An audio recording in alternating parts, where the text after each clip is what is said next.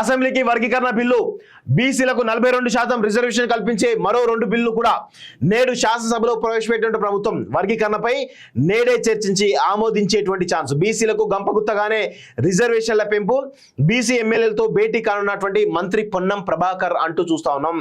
So SC వర్గీకరణ bill, బీసీలకు 42% reservation సంబంధించినటువంటి 2 బిల్లులకు ప్రభుత్వం సోమవారం అసెంబ్లీలో ప్రవేశపెట్టనుంది. ఆ ఎస్సీ వర్గీకరణ బిల్లును ముఖ్యమంత్రి రేవంత్ రెడ్డి, బీసీ బిల్లును మంత్రి పొన్నం ప్రభాకర్ ప్రవేశపెట్టినారు. ఎస్సీ వర్గీకరణ సంబంధించి రిజర్వేషన్ల విషయంలో ఇప్పటికే స్పష్టత ఉండడంతో ఆ బిల్లుపై సోమవారమే చర్చించి ఆమోదించే అవకాశం కూడా ఉన్నట్టు సమాచారం.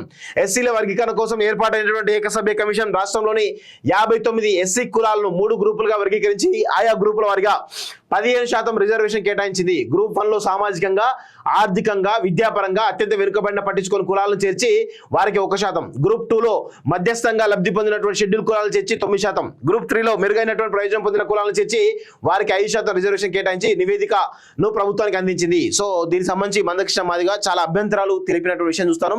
ముఖ్యమంత్రి రేవంత్ రెడ్డిని కలిసి కూడా తన అభ్యంతరాలను కూడా చెప్పడం జరిగింది. కానీ ఆ అభ్యంతరాలను పట్టించుకున్నట్టుగా కనబడతా ఉంది. సో ఆ సేమ్ ఏదైతే బిల్లు ఉందో అదే బిల్లు మరి ఈరోజు ప్రవేశపెట్టే అవకాశం ఉన్నట్టుగా చాలా స్పష్టంగా అర్థమవుతా ఉంది.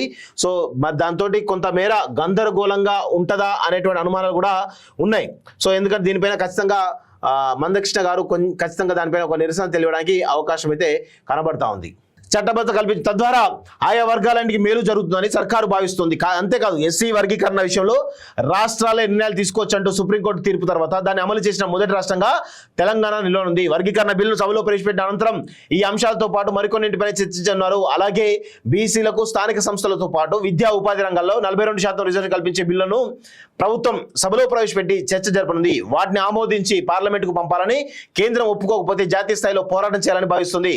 స్థానిక సంస్థలో విద్యా ఉద్యోగాల్లో మొత్తం రిజర్వేషన్లు 50% మించకూడదని సుప్రీంకోర్టు తీర్పులు ఉన్నటువంటి నేపథ్యంలో ఈ అంశంపై పకడ్బందీగా ముందుకెళ్లే ఉద్దేశంతో రాష్ట్ర ప్రభుత్వం ఉంది. కాగా అసెంబ్లీలో ప్రవేశపెట్టబోయే బీసీ బిల్లులో రిజర్వేషన్లు కేటగిరీ వారిగా కాకుండా గంపగుత్తగా పెంచినట్లు సమాచారం. ప్రస్తుతం రాష్ట్రంలో బీసీలోని ఏ కేటగిరీకి 7%, బి కేటగిరీకి 10%, సికి 1%, డి 7%, ఈ కేటగిరీకి 4% చొప్పున రిజర్వేషన్ అమల్లో ఉన్న విషయం తెలిసిందే. కాగా దీన్ని మరి పెంచితే మరి దేనికి ఉంచుతారు అనేది కొంతమేర తెలుస్తా ఉంది.